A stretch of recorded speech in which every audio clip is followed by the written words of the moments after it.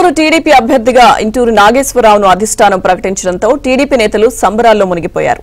ఇంటూరి కార్యాలయం వద్ద నాయకులు కార్యకర్తలు ఆనందంతో డాన్సులు చేశారు. స్వీట్లు పంచుకొని శుభాకాంక్షలు తెలుపుకున్నారు. కందుకూరు నియోజకవర్గంలో తెలుగుదేశం పార్టీ విజయం తథ్యమని టీడీపీ నేతలు ధీమా వ్యక్తం చేస్తున్నారు.